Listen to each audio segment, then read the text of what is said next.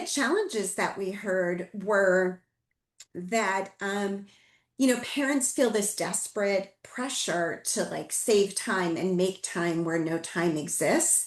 And they really want to be spending time with their children.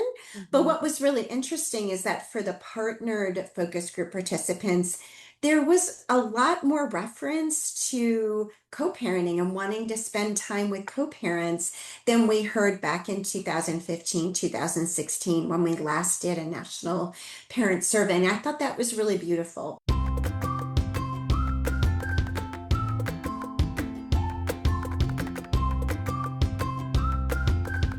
Hi, I'm Crystal Luce, Professor of Education. And I'm Amy Ketchum, pediatric occupational therapist.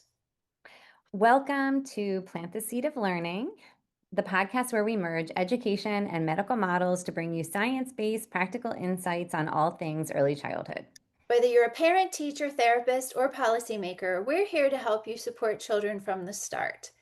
So we are so pleased today to have Rebecca to make sure I say your name right. Is it Parlankin?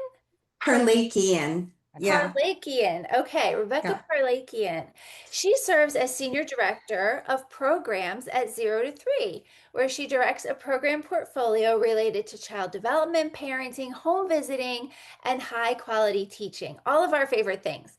Her commitment to supporting young children and families is evidenced through her leadership and authorship of 5 early childhood curricula, including the Early Connections Parent Education Program and Problem Solvers, an early STEM curriculum, which is near and dear to my heart. She Yeah. holds a master's degree in infant toddler special education from the George Washington University, where she taught for a decade as an adjunct professor.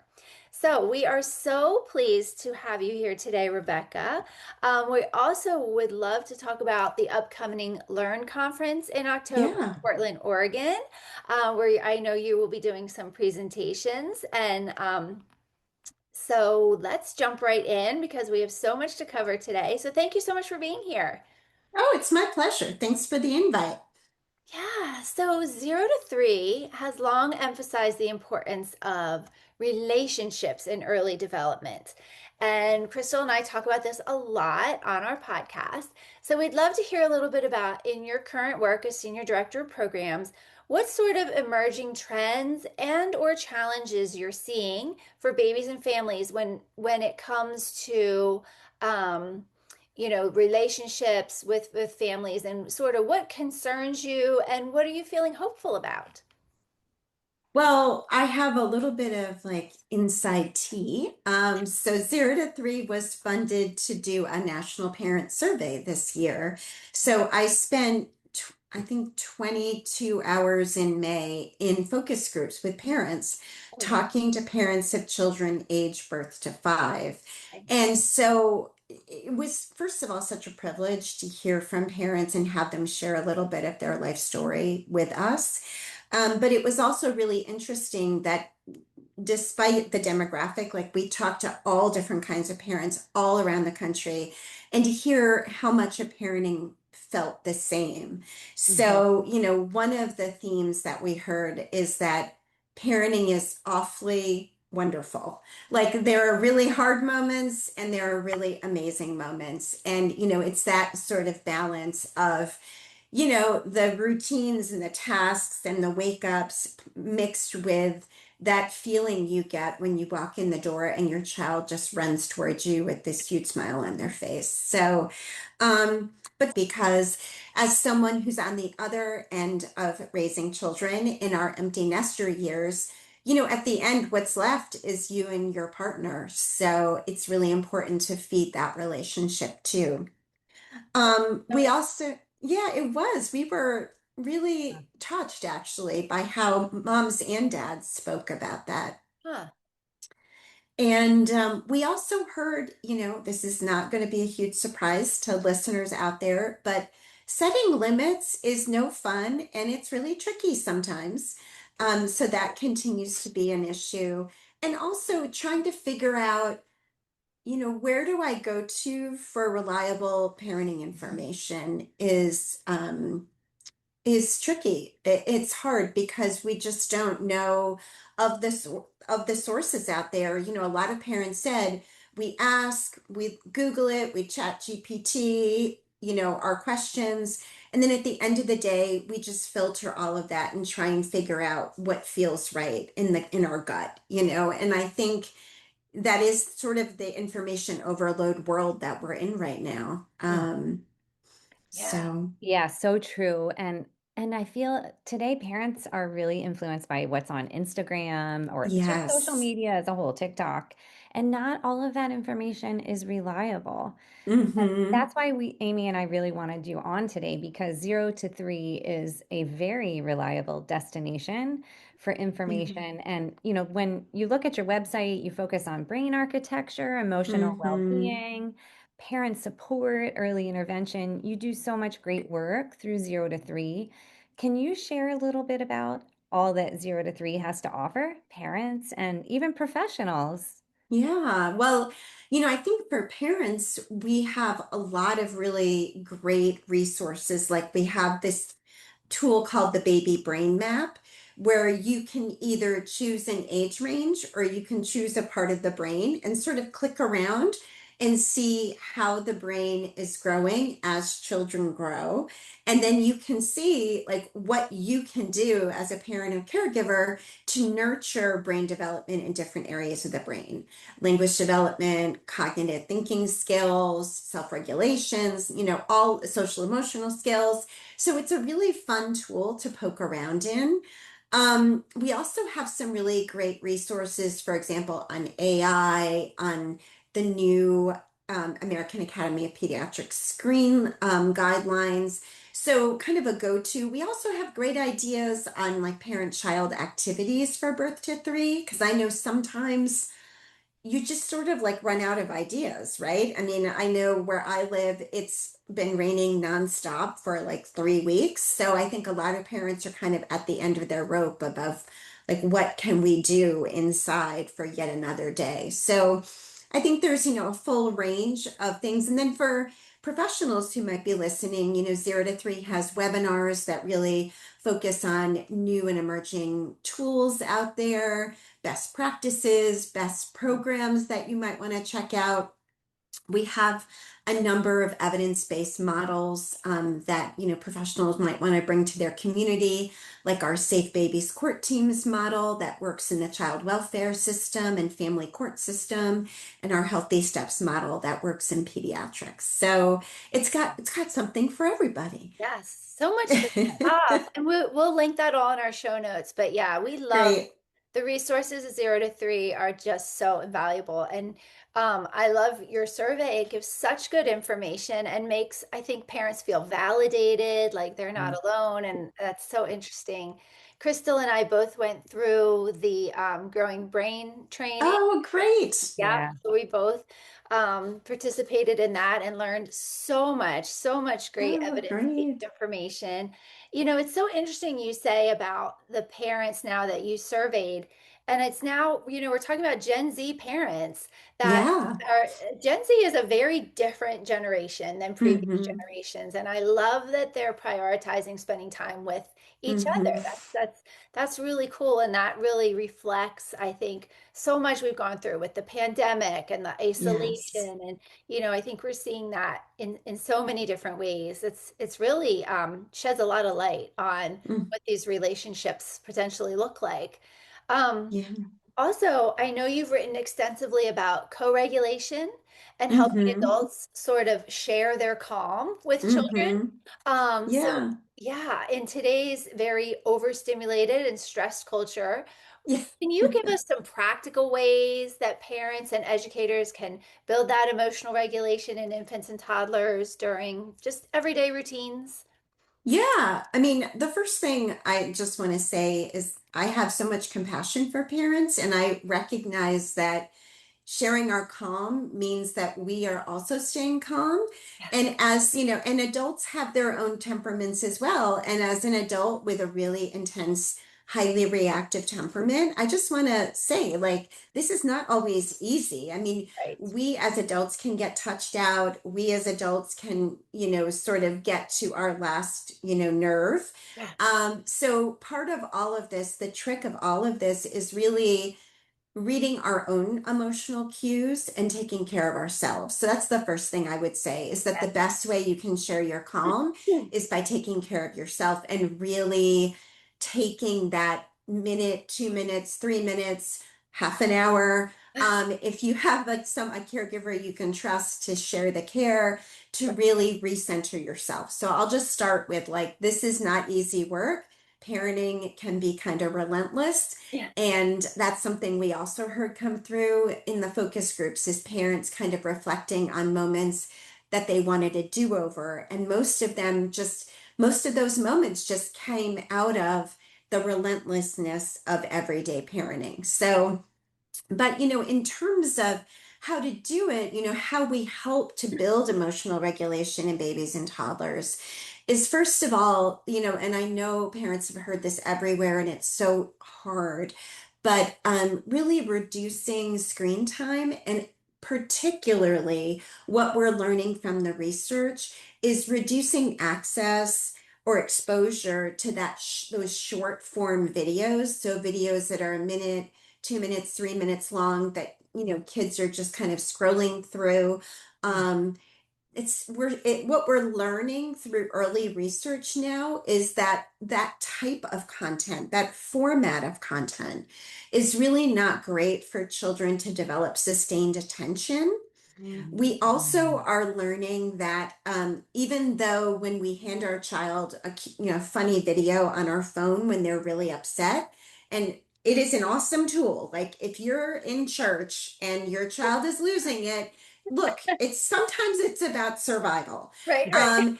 Um, but we don't want to be too reliant on a screen as a calming tool, Mhm. because children then, like, we want our kids to develop a whole toolbox of strategies for self-regulation, right? And screens is one of them. I mean, screens is a regulatory strategy that I use. Like, if the train is running late and I am late for a meeting in DC, yes, I will look at my phone to kind of calm myself while the time is ticking.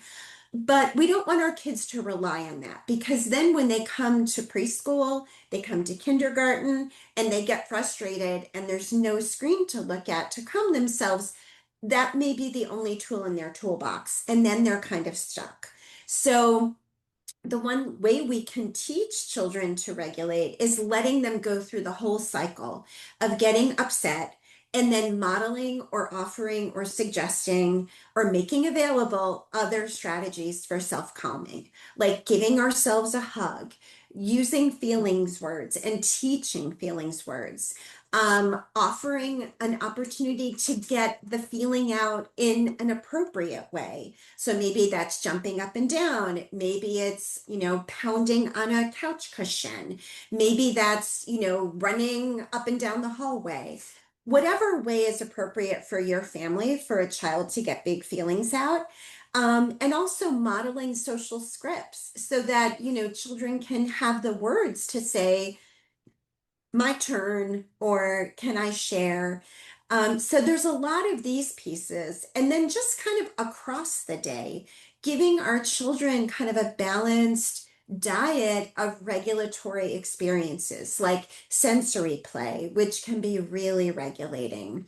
Um, Putting on soft music and darkening the lights and having quiet play with no screens on before bed really cues the entire regulatory system that it's time to wind down.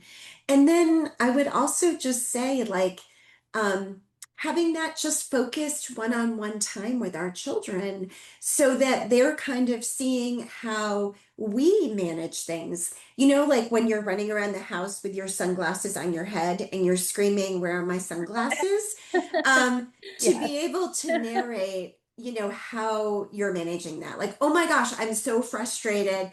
I was like running around with, like a crazy person, and my sunglasses were on my head. Ah, mommy was so silly. So being able to just sort of narrate and be a role model ourselves, because our kids we all know it, but they repeat what we say and they repeat what we do. Ugh, that advice is gold. And what an Mhm. amazing gift to give our young children, to give them a toolbox of strategies to help them regulate themselves. So, Yes. as you said, when they get to school, when they get to preschool and kindergarten, I mean, that must be a very scary feeling if the only thing Hmm. you have to be calm is a screen, and now you're separated from your screen for 7 hours. Yeah. So Mm. that is a great Mhm. tip for parents to give your child some of these other strategies because they will Yeah. feel restless and boredom in school Hmm. and other And places. all of that is really good. And Yeah, kids need that developmental friction to yeah, learn. I yeah. think that's excellent. Boredom, Amy. I love that you mentioned boredom. Today, none of us know what boredom is anymore. And Yeah. growing up, we all experienced boredom. And boredom is a way to exercise your imagination, your creativity. Yes. So boredom is essential. One thing Amy and I love about 0 to 3 is how you translate research into real life parenting moments. And you spoke a lot about everyday experiences just a minute ago and how they're essential teaching opportunities. Yeah. Can you expand on that and just tell us a little bit about what your favorite everyday learning opportunities are for our listeners? Yeah. So, I mean, in my house, I feel like I'm constantly either buying food or preparing food. So, Relate. or cleaning up from Yeah, preparing food. yeah. So I think I would just say like grocery shopping or mealtime preparation is such a rich time. And I also would pick that because so many families are reuniting at dinner time. We Mhm. pick up from childcare at 5, 5:30, 6, and we're coming home and usually trying to get dinner on the table. And so, using that as an opportunity to like reconnect emotionally as a family like, makes me, I think it is kind of an opportunity that's really ripe for some lovely moments after a long separation, right? Because everyone can be working together toward a common goal, and there's a lot of natural conversation that happens. So, thinking about mealtime, it's like such rich vocabulary. Like we're, first of all, using novel nouns to describe vegetables and different kinds of pans and different kinds of pots and different verbs for, we're frying or sauteing or boiling or whatever is happening, cutting, tossing the salad, right? So we're using all these really rich words Mhm. and there's also a lot of natural counting. So we might say to our child, like, can you put like 10 cucumber slices into the salad for me? So kids are using, we're naturally using concepts like fractions, like, can you cut that in half for me? Or can you put half of that into the pot? Um, we also, can use this as an opportunity to just do some storytelling, like, Yeah. telling our kids about, like, my kids love the story about the time that when I was a child, I sat at the dinner table. And as my brother was pouring water out of this huge pitcher, I thought it would be hysterical to scare him. And he literally spilled the entire pitcher over the table. And my kid, and my kids only, of course, know my brother and I as adults. And so Yeah. absolutely loved that story. So, sharing, keeping those connections going through stories. Meal prep is also a great sensory experience for children, Mhm. touch, scent, vision. It's a very, you're seeing, you're smelling, you're tasting. It's a great opportunity for kids to also, if you have a picky eater, the research shows children are more likely to try a novel food if they've helped to prepare it. Mhm. Ooh, And there's that's also Great this tip. whole like thinking skills of like cause and effect and transformation, like this goes into the oven, but it comes out as this. mhm. And then, physical skills like hand and finger skills that get kids ready to write at school. But we can So also true. give them, like a dull butter knife and have them butter bread or, cut something soft with a butter knife. So there's just Mhm. so many ways to invite our children into that experience. And I think it's a great learning opportunity and a great bonding opportunity. And the dinner time hour is such a great time when you're sitting around the table for conversation and to practice the oral speaking skills. Yeah. We used to ask our kids to share one thing that happened during the day that they enjoyed. And it really allowed them to share something with us because we weren't with them all the time during the day with their working Yeah. parents. And then, you know, when they're at school, it also allowed them to share something. And it Hmm. really impacted them because today they're, as older kids, they're reflecting back to that moment when they used to share around the dinner table Yeah. something exciting that happened to them during the day. I love Yeah, and it's like a lovely tradition that It they'll is. take with them. It's a way Yeah, that, it's a legacy. it it. is. We do that too, Crystal. We do rosebud Oh, and thorn. Rose is the best Wow. thing that happened to you today. Thorn is the worst thing that happened to you today, and bud is Mhm. what you're looking forward to tomorrow. And my daughters Mm. still do it. Like if we're together for a dinner or Oh, something, or like on vacation, they'll say, "Let's do rosebud and thorn." So oh. yes, the tradition continues. I love that. that's Um, excellent. yes. So one of my favorite things, well, there's so many, but one of my favorite things about 0 to 3 is the amazing advocacy work that brings Mm. policymakers into conversations about babies and early relationships. So I want to talk a little bit about what policy shifts or investments you believe could most dramatically improve outcomes for children.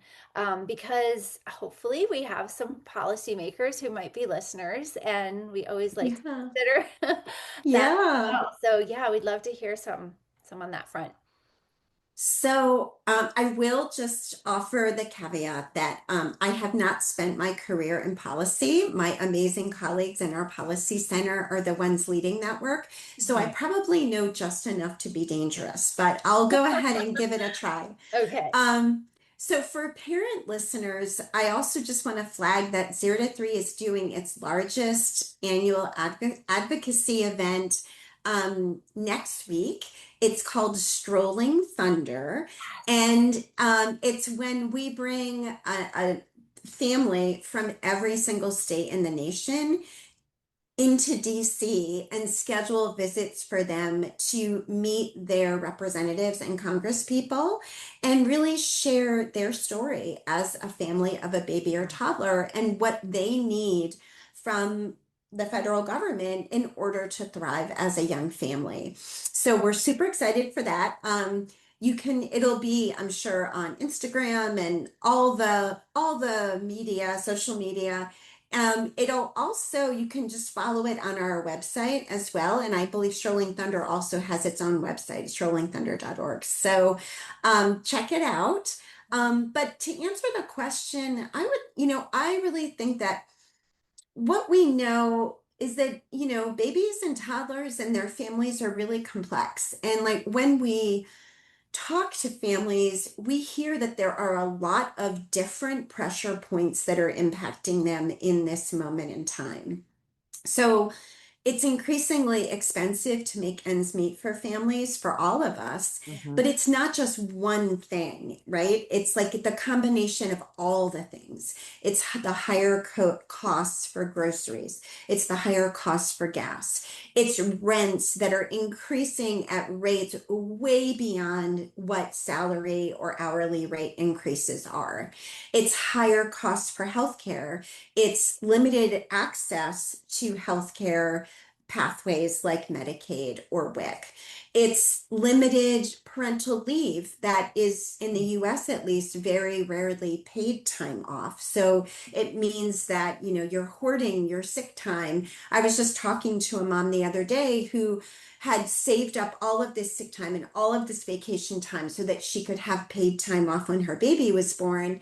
And that worked really well. But guess what? When your baby is 2 months old and goes into childcare, what's the first thing that happens? They get sick, and Right. then you have no sick time left Yeah. to be with them. So you're still taking unpaid time off. Yeah. So the other pressure point is like the lack of infant and toddler childcare and the if you can find it, how expensive it is, kind of Mhm. equaling the cost of college tuition in some areas. So, in that context that families are living in, there's tremendous stressors, and Mhm. policy can really help with all of those levers. But we can't just choose one that's the most important.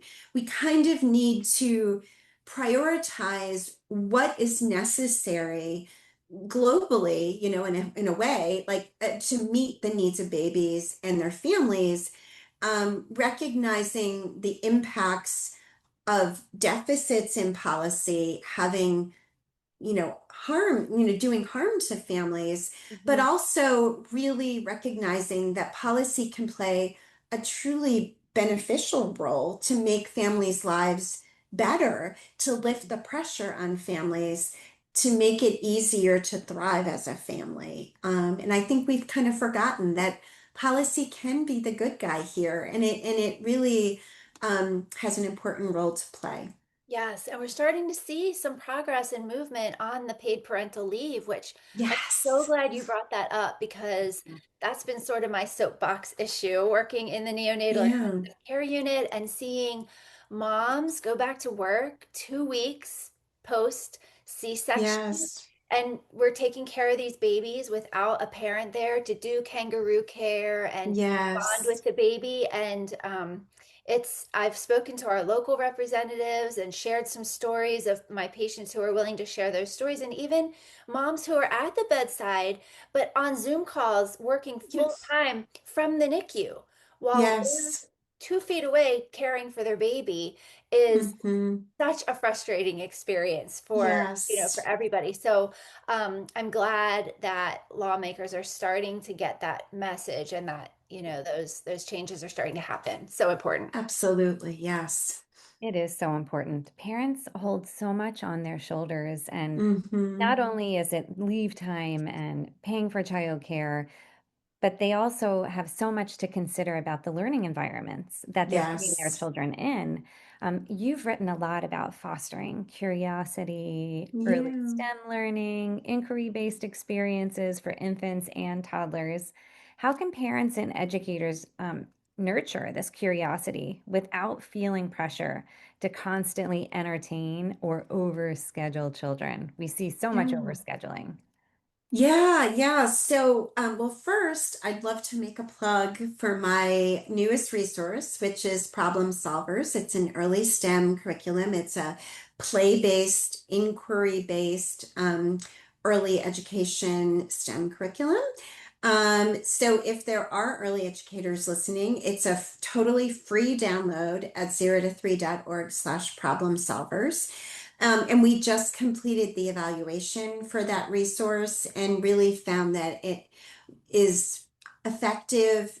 Educators love it, and children are really engaged and showing increased use of STEM vocabulary, increased sustained attention and engagement. So, really lovely markers for being little scientists and engineers, which we love to see. Um, Great. but in terms of like the parenting piece of all of this, I think really you guys said it earlier, which is let them be bored. That is so magical because I think all of us can think back to childhood when we didn't have sort of access to the amount of entertainment options we do now, and just remembering what came out of being bored. So, I remember growing up and I was school age, not a toddler, but I remember being really bored one summer afternoon and I wanted to climb a tree but couldn't get up to the lowest branch. And so what I ended up doing was rooting around the garage and I found rope and like a broken broomstick and I made a rope ladder for myself to get up into the lowest branch of the tree. So, things like that emerge out of boredom. Yeah. So, for our very littles, I think a lovely way of nurturing curiosity is to offer open-ended materials. And for, what Mhm. that basically means is not a toy that sort of has a purpose. It Mhm. just like interesting stuff that's child safe. So that could be cardboard boxes of different sizes, painter's tape, stickers, plastic containers, blocks. I used to save like the red net bags from onions and like give those to the kids to play with. Just like different interesting stuff. Mhm. Spatulas, wooden spoons, and just let children explore stuff. Mm. My son went through a huge cardboard box phase where he would just make stuff out of boxes. And the faster I gave him big boxes, the faster he would make stuff. So experiment with that. I think a colleague and a board member of 0 to 3, her name is Kathy Hirsch-Pasek, and she has a saying that if the toy is doing 90% and the child is doing 10%, there's not much learning going on. So we want to flip that proportion. We want the child doing 90% and the toy doing 10%. Yes, we interviewed Kathy Hirsch-Pasek. Oh, yeah. She's awesome. She's a friend of the Yeah. podcast. We love her. Yes, Yeah. absolutely. I think like the other thing I would just say is like watch your baby, watch your toddler and see what they're interested in. Follow their lead. So, let seeing what they're interested in, that's what they're curious about. So let them explore that. Yes. Maybe it's figuring out how a tissue box works. Mhm. And so maybe you have a lot of tissues that you just have to stuff back in the box at the end of that experiment. But let them be curious, let them Yeah. test and follow their lead. I Kids are love often that. fascinated by toilet paper. You're bringing up Yes. tissue Yes, boxes. Toilet paper is the other thing that often they want to see totally. the whole house. Oh my gosh, so true. And Yeah. I love the emphasis on STEM at such an early age. I know in my STEM Mhm. Starts Now program, I'm constantly sort of educating parents so that, yes, STEM starts as babies, where we think of Mhm. STEM as like a child doing a science experiment in, elementary or middle school, but really we're just talking about fostering that early sense of curiosity and Mhm. cultivating that early sense of wonder, where, giving them the materials that they can start to Yeah. explore their world and learn. So yes, love. Yeah, I mean, when you think about a baby sitting at their high chair, like they throw a spoon off the high chair, that's a hypothesis of like Yeah. what's going to happen. Yes. Oh, well, they picked it up and gave it back to me. If I throw it again, is the same thing going to happen? So this is all just making predictions, hypothesis testing. The babies, we're all born scientists. We just lose it over time. So I think that was one thing we heard from the teachers in our evaluation is that doing early STEM with the children reignited their own passion and curiosity for learning. And I bet it'll be the same for parents. Yes, I love that. That's Hmm. a good point. So, I want to talk about rocking and rolling. It's a great resource for parents, and I know you're Yeah, the editor for it. It's on yeah. the 0 to 3 website. So, can you tell our listeners a little bit about rocking and rolling and what sort of topics you cover? Yeah, so Rocking and Rolling is a column that we write for one of our partnering organizations, the National Association for the Education of Young Children. So the column is also available on their website. And it's really goes deep into like how babies and toddlers learn and what we can do to support that early learning, whether it's social emotional skills, self-regulation, thinking skills. We kind of cover the whole range. And I think what's special about it, first of all, is that it's very concrete and actionable. And secondly, we end every column with 3 reflective questions that you can kind of ask yourself, kind of that are designed to spark your own thinking about that domain of learning. And then we end with 3 suggestions of things you can try. And so we try to make it a tool that people can just pick up, use, try out, and see what happens. Mm.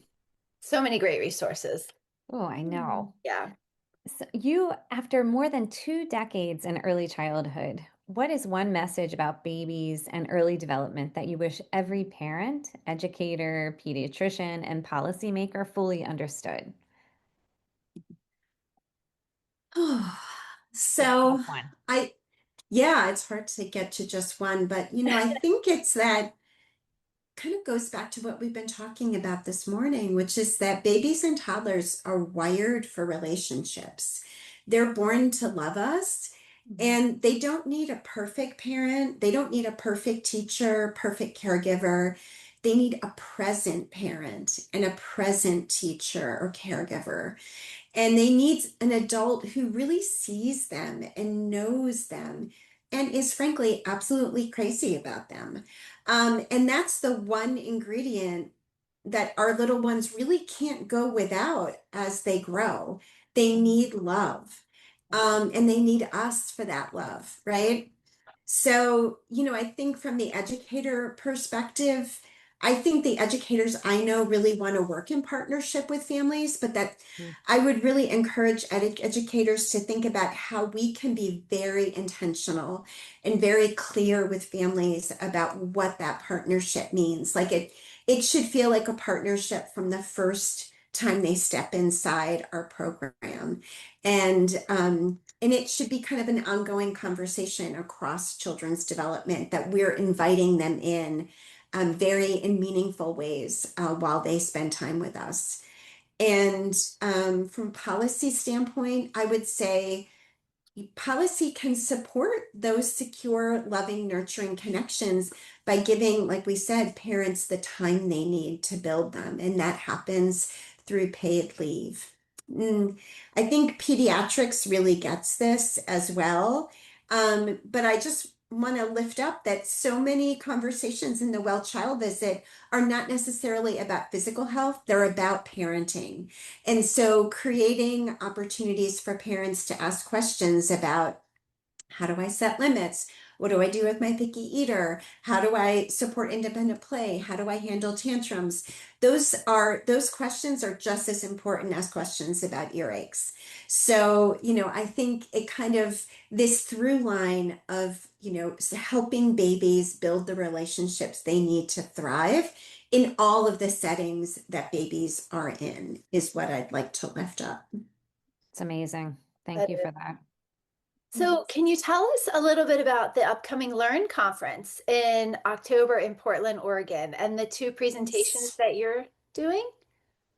Yeah, wow. I'm so, so, so excited for Portland. The first session I'm going to be doing is a deep dive into our National Parent Survey findings. So, we welcome parents and professionals at our conference. So, if you're curious about our parent survey findings, that is the place to get all of the skinny. I also am going to be doing a session to launch 0 to 3's brand new free download of a language and literacy curriculum that I've been writing, editing for the last 12 months. It's been a very long gestation, and I'm very excited to give birth to this resource. That's great. It should be going live in July. We're going to have a webinar in August to introduce it to our members, and I'll also be presenting on it at the conference. So, Ooh. but I mean, that's just my two sessions. There, my colleagues and other amazing professionals in the field are doing a whole 2 days of amazing content. So I really hope to see you there. Oh, Will that the sounds sur wonderful. Oh, sorry, Amy. Will the survey results be posted on 0 to 3? Or Yeah, are yeah, they we there already? no, they're going to be posted once the quantitative survey results are in. That should be the end Mm. of August. And so I think they're going to hold the results, and then when we launch them at the conference, they will simultaneously be launched on the website. Okay, So, good to know. So, yeah. so we got a sneak peek today. You did get a sneak peek. Wow. So don't tell anyone. No, I'm just Yeah, kidding. yeah. We'll tell our listeners. We'll Yeah, keep it on the down exactly. low. On the We'll down edit that low. out. Yeah, for sure. So, we love to end every podcast with one tip or suggestion that you can offer our listeners that they can try today. What Yeah.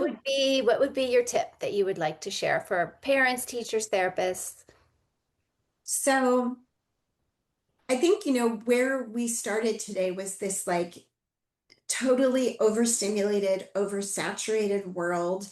And then thinking about the world of parenting that's just filled with so many routines and to-dos and tasks and juggling and multitasking. And so I think the tip I would end with today is I want, whether you have a baby or a toddler or not, but better if you do, grab a baby or toddler with permission and go outside, lay in the grass under a tree, and just stare up at the leaves with that baby and toddler, and just snuggle there and just be together. Be in that moment. Like, look at the leaves, like, smell the dirt, sing together, tickle, laugh, feel each other's like warmth and just enjoy that moment under the tree, because I think in the world today we all deserve a little bit of peace, and so do our babies. So I want you all to go find that today. Ugh, makes me want to go find a baby and take Yes. a bath. Oh, Agree. so great. Thank you so much. And Thank thank, you. thank you for all your helpful advice and everything you offered our listeners today. It was such a pleasure, guys. Thanks for having me. Thank you for listening to Plant the Seed of Learning. We want to thank our guests, past and present, for sharing their knowledge and work. A special thank you to our producer, Penn Ketchum. You can find our podcast wherever you listen on YouTube, Spotify, and Apple. We can't wait to learn from you and plant more seeds of learning together.